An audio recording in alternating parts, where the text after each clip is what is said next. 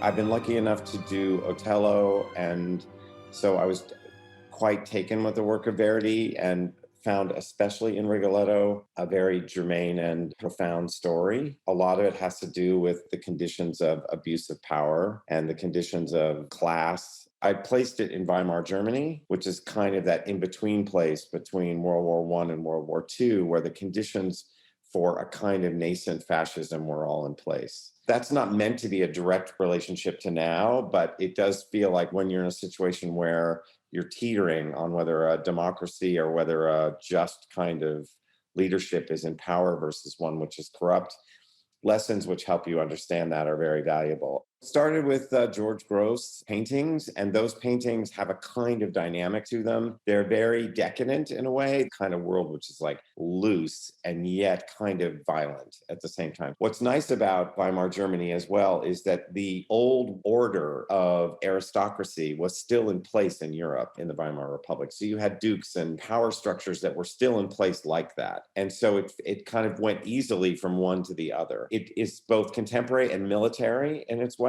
It's elegant. It has a lot of power and authority. And the contrast between the world of the palace and the home of Rigoletto is what basically the design has to revolve around.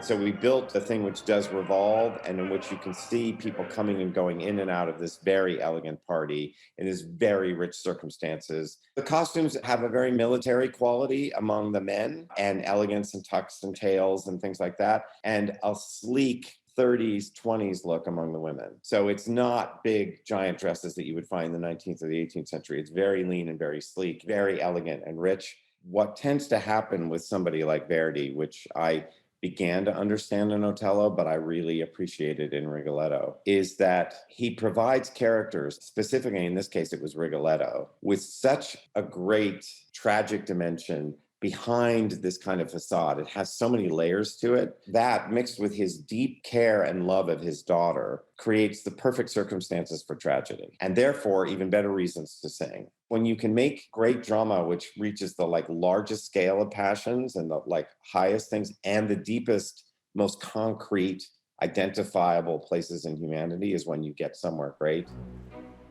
La donna è nobile, qual piuma al vento, muto d'accento e di pensiero.